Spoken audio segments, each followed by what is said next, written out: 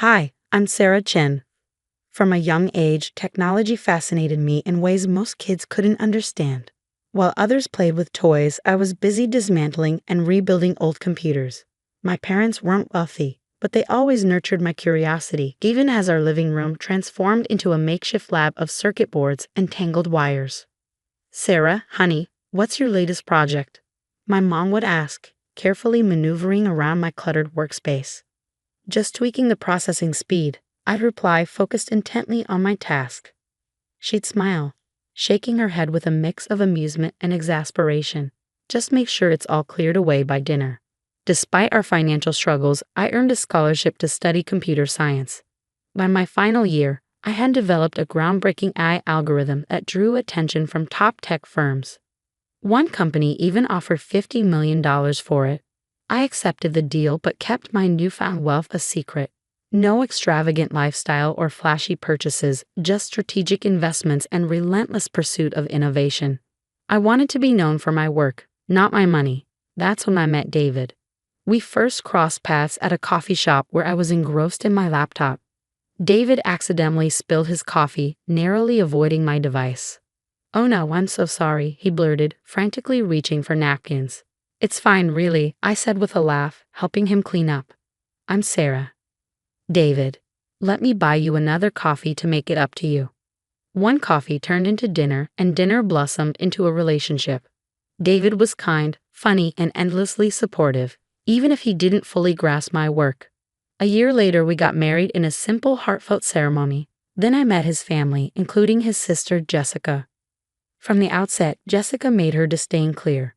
As a senior executive at Turner Tech, one of the city's largest tech firms, she exuded an air of superiority. "So, Sarah, what do you do?" she asked during our first family dinner, her tone dripping with condescension. "Freelance work and some cleaning jobs," I replied, choosing to keep my accomplishments under wraps. "Oh, how quaint," she said, exchanging smug glances with their mother, Linda. What they didn't know was that Turner Tech had long been on my radar. The company was riddled with inefficiencies, and I saw vast potential for improvement. So I took an unconventional route. I applied for a cleaning position. "A cleaner? Are you serious?" David asked, bewildered. "But you have a degree in computer science."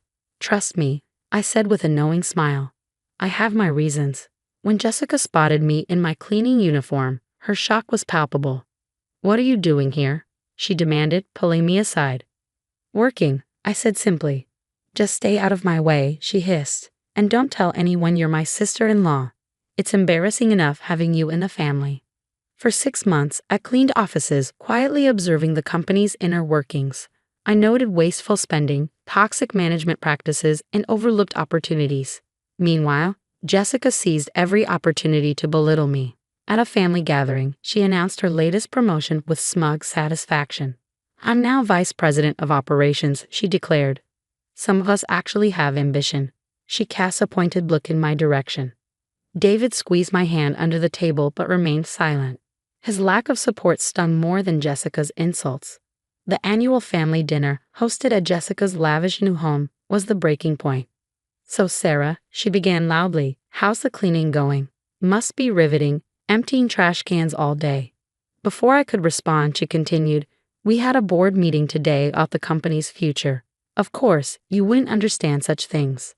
You were probably too busy scrubbing toilets." Laughter rippled through the room, except from David's grandmother, who looked deeply uncomfortable. Actually, a calm voice interrupted from the doorway. "She understands more than you think." All heads turned to see Mr. Thompson, Turner Tech's CEO, standing there. Jessica's face drained of color. "Mr. Thompson, what are you doing here?" she stammered. He smiled and glanced at me. "I came to welcome our new owner." The room fell into stunned silence. Jessica's fork clattered onto her plate. "Owner?" Linda echoed weakly. "Yes," I said, standing. "I acquired controlling shares in Turner Tech last week. For the past 6 months, I've been learning the company from the ground up." Jessica's face flushed with fury. "This is absurd. I've worked at Turner Tech for 8 years. I'm a vice president."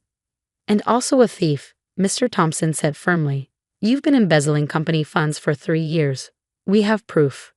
Gasps echoed around the table as Jessica stammered denials. I opened a folder I'd brought. The cleaning staff notices everything, Jessica, including your falsified expense reports. Every penny you stole has been documented. Linda turned to me, pleading. Sarah, surely you won't press charges against family. I met her gaze evenly. Family? For years, you and Jessica have treated me like I was beneath you, mocked me, excluded me, and made David ashamed of his own wife. I wasn't ashamed, David protested weakly. Then why did you never defend me? I asked, my voice calm but firm. Why did you let Jessica dictate my worth in your eyes? David looked down, unable to respond. Mr. Thompson cleared his throat, breaking the heavy silence. Mrs. Chen, shall we discuss the next steps? Yes, I said, turning to Jessica. You have two choices. Option 1. Resign immediately, repay every cent you stole, and sign a non-disclosure agreement. Option 2. I press charges, and you face the legal consequences. Jessica's eyes darted around the room, searching for an ally. Finding none, she slumped back in her chair. How much time do I have to decide? She whispered. Until tomorrow morning, I replied firmly. And Jessica? Clean out your office tonight. Either way, your time at Turner Tech is over. Linda rose from her seat, her face flushed with anger. This is outrageous. David, are you going to let her ruin your sister's career? David hesitated, his face troubled. Mom, if Jessica really stole money. Of course you take her side. Linda snapped. She's been manipulating you from the start. Actually, Mr. Thompson interjected calmly. Mrs. Chen has been more than fair. The evidence against Jessica would typically result in immediate arrest. Offering her a chance to repay the money is an extraordinary act of generosity. I gathered my things and stood. Mr. Thompson, shall we? I believe this family dinner has come to an end. As we made our way to the door, Jessica's voice rang out. Wait, what about my house, my car? They're all financed through my Turner Tech benefits. I turned back, meeting her panicked gaze. The company will repossess them, of course. You might want to start packing. The following days were a whirlwind. Jessica chose option 1, resigning and agreeing to repay nearly $300,000 in embezzled funds. Her glamorous lifestyle evaporated overnight, forcing her to move back in with Linda and Richard. Meanwhile, David repeatedly tried to reach me. I had moved into a hotel, needing space to think. Sarah, please, he begged over the phone. Can we talk about this? About what, David? The way you let your family treat me like I didn't belong. Or how you stood by while they tore me down for 3 years. I didn't know about your success, about Jessica's stealing. I didn't know any of it. That's not the point, I said quietly. You knew how they treated me, and you did nothing. My worth as your wife shouldn't have depended on my bank account. I threw myself into reforming Turner Tech.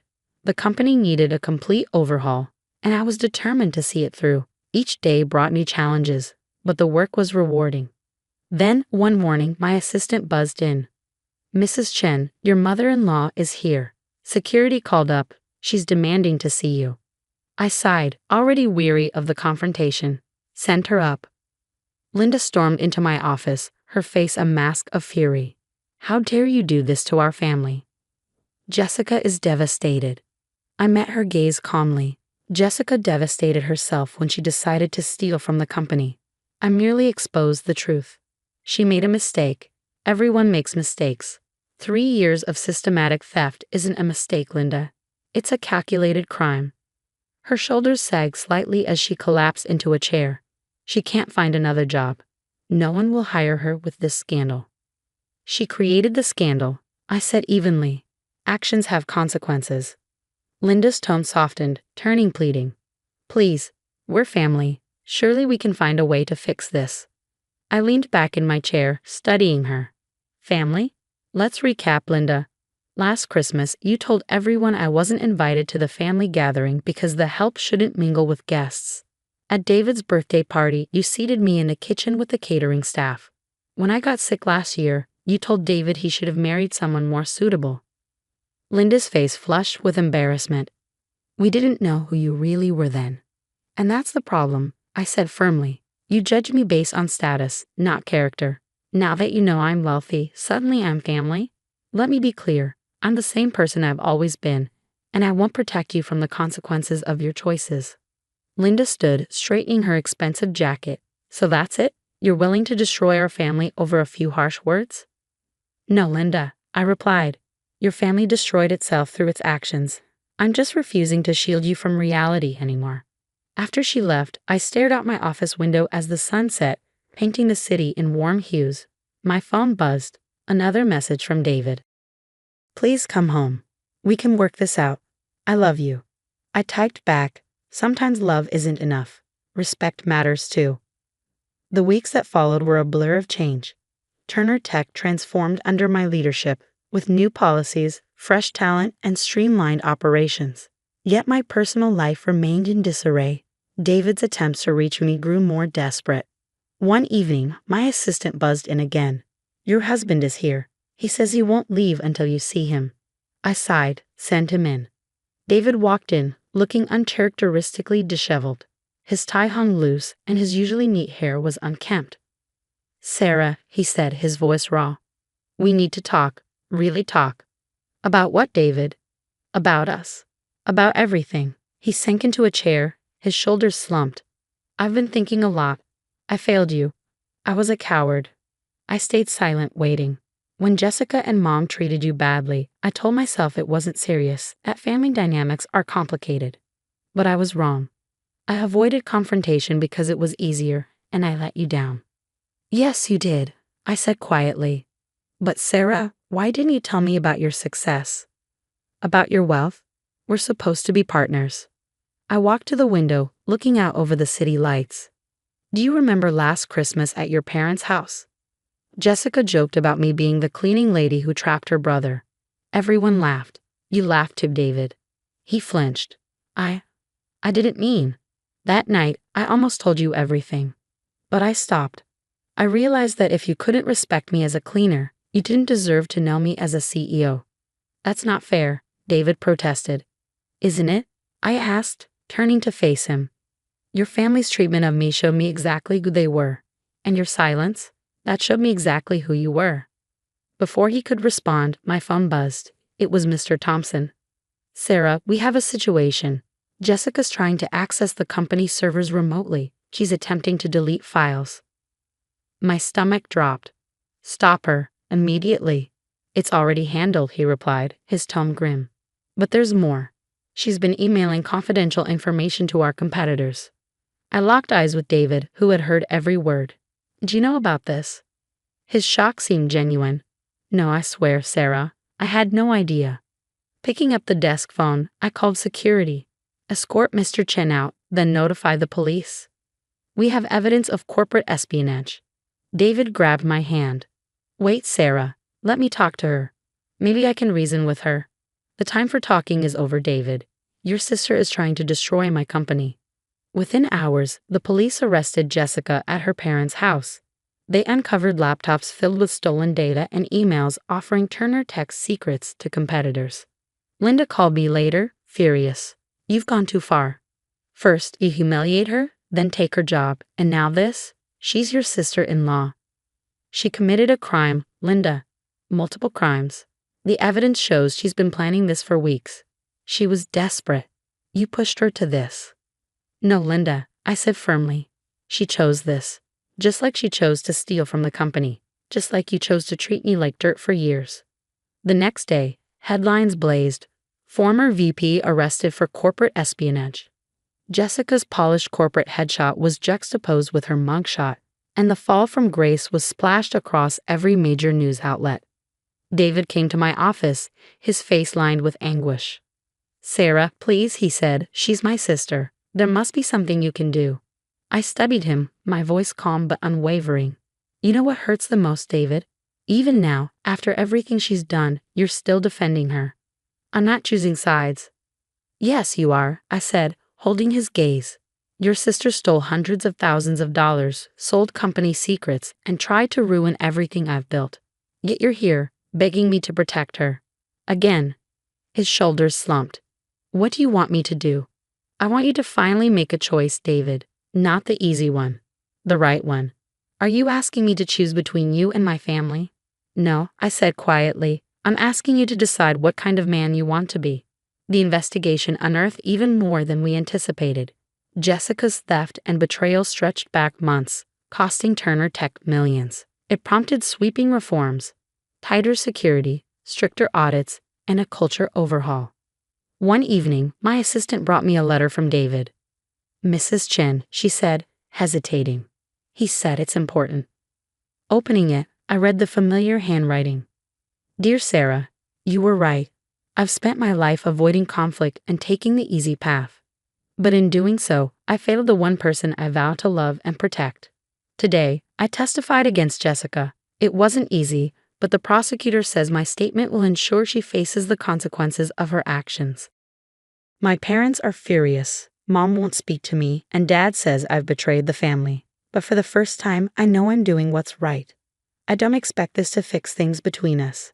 I lost you long before Jessica's crimes came to light. Every time I stayed silent, every time I chose comfort over courage. I've moved out of my parents' house and started seeing a therapist. I need to understand why I let fear dictate my choices for so long. I love you, Sarah. But I understand now, love without respect and action isn't enough.